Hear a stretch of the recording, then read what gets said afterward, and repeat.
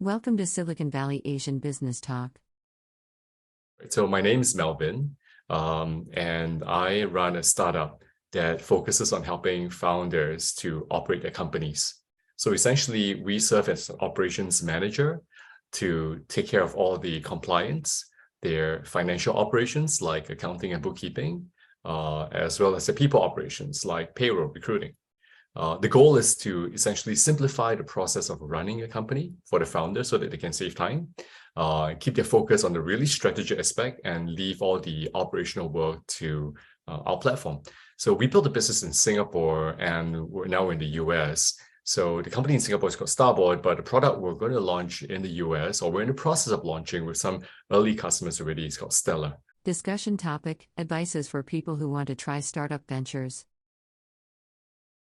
What's your advice to young entrepreneurs? Because these days there are so many people want to at least try this path. So what's your advice, especially to, let's say, young Asian kind of people who want to follow similar footsteps as yours? Yeah, well, again, so much to say about this. Maybe I'll just,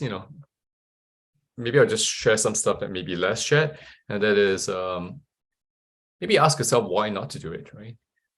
When you're young and when you're excited about ideas, you can find 101 reasons to do something. I think it can be very helpful at the start to ask yourself if you can think of 101 reasons why not to do something.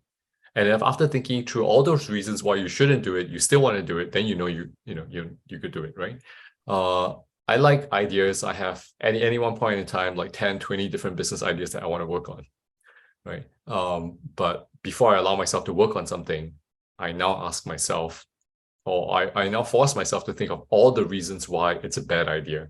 I ask people, instead of asking people, is this a good idea? Would you buy it? Would you use this product? I say, tell me the reasons why you shouldn't, why you wouldn't, right? So doing that filtering yourself at the start, I think is useful. The other thing would be, like I said earlier, it's a business. It's not you. Don't get caught up with the whole thing. The third thing is don't settle, right? And again, I guess I'm summarizing everything that I shared just now, and that is, don't settle for stuff that is not worth your time.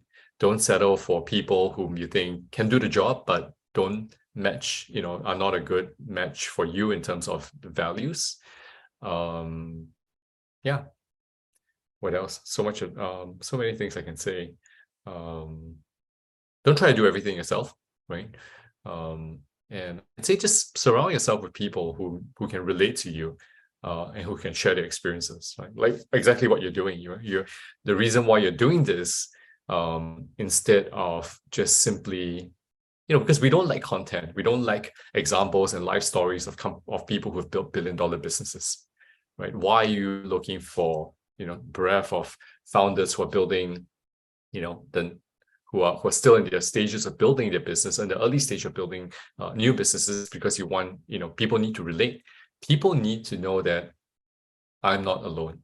And maybe that's the one thing that, maybe that's one piece of advice I can offer, as well as to constantly remember that whatever you're going through, you're not the only one going through it, right? And you're not alone in that journey. And for me, that's been one of the most comforting moments in many of my experiences in the earlier years. When I go through really tough moments, it's not the advice, it's not how to get out of those tough moments that matter. Or it's not about somebody saying, yeah, you don't deserve to have to go through all this. I feel sorry for you. None of that mattered as much as knowing that somebody else had gone through it and survived. Somebody else was going through it, right? Or somebody made that mistake as well. I think that not being alone is recognizing and realizing and creating structures that help you constantly remember that you're not alone is probably one of the best things you can do for yourself.